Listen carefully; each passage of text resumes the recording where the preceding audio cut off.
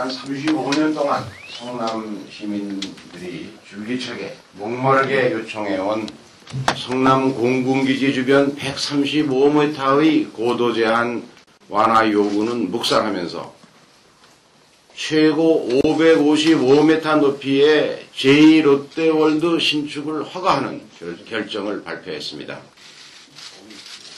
제2롯데월드로 인한 일자리 증가와 경제적인 이익은 롯데그룹 발표로 전체 1억 불 내지 2억 불 정도라고 합니다. 그런데 21만 성남 시민들이 고도 불필요하게 과다한 고도 제한으로 인해서 있는 경제적 피해는 최소 20조가 넘는다는 그런 추산이 발표된 적이 있습니다.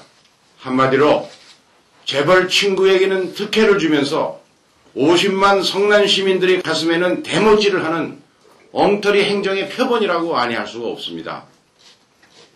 이 정책이 발표된 이후 여론이 급작스럽게 악화되자 어저께 한나라당 몇몇 의원들이 부랴부랴 모여서 도심국제공항 주변의 고도 제한을 비롯한 규제 완화를 검토해야 한다 하는 때늦은 호들갑을 떨었습니다.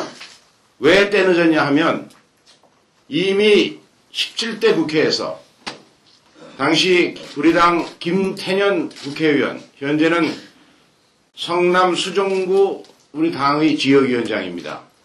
김태년 의원과 당시 국방위원으로 했던 제가 공동으로 발의한 도심 공군기지 주변에 불필요하게 과다한 고도 제한을 완화하기 위한 목적의 군용 항공기지법 개정안을 발의했고, 이것이 국방위원회 심의 과정에서 논의 끝에 군사기지 및 군사시설 보호법을 제정하면서 거기에 통합돼서 이미 법적 근거가 마련이 됐습니다.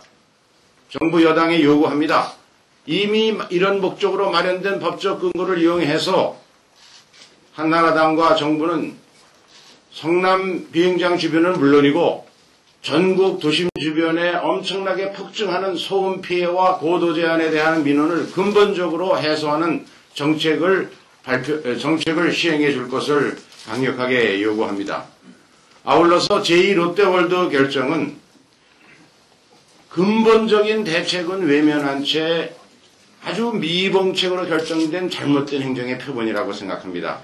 현재 성남 공군기지는 전술항공기지입니다. 전투 비행단이라는 뜻이죠. 전투기가 뜨고 내려야 되는데 여러 가지 대안 중에서 이번 정부가 선택한 3도 항로 변경, 이것은 항로를 고정시키기 때문에 전시의 기계 장비의 유도에 의하여 그 항로로만 전투기가 조심스럽게 뜨고 내려야 하는, 따라서 공군기지로서, 전투 공군기지로서의 기능을 사실상 상실하게 하는 걸 전제로 한 결정입니다.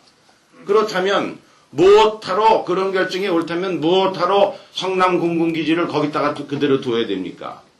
만일 제2롯데월드를 허가를 하려면 성남 공군기지를 근본적으로 이전해서 다른 공군기지와 통합을 하고, 대통령 전용기는 다른 나라처럼 김포공항 외곽에 별도의 특별 활주로를 만들어서 처리하는 이런 근본적인 문제를 외면한 채 어정쩡하게 죽도 밥도 아닌 이런 정책을 발표하니까 여론이 들끓게 되는 것입니다.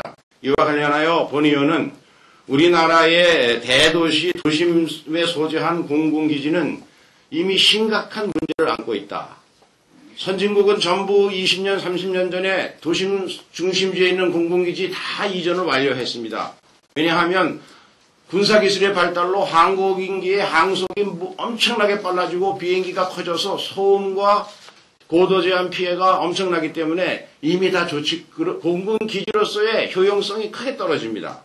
왜냐하면 지금 수원 비행장의 경우만 해도 수원 화성시민 20만 명이 대법원에 소송을 제기했는데 국가 배상 판결이 잇따라 나오고 있습니다. 엄청난 국가 배상을 해야 되기 때문에 그 기동훈련 시간을 줄 수밖에 없고, 그렇게 되면 공군기지로서 효용이 떨어지기 때문에 본 의원은 이번 2월 국회에 도심 소재 공군기지 이전 촉진 지원을 위한 특별법을 제안하고자 합니다. 어제 한나라당 논의에 참여했던 의원들, 그 논의된 내용이 정말 진정성이 있다면 제가 발의하는 이 법의 제정에 협조해 줄 것을 촉구합니다. 이상입니다.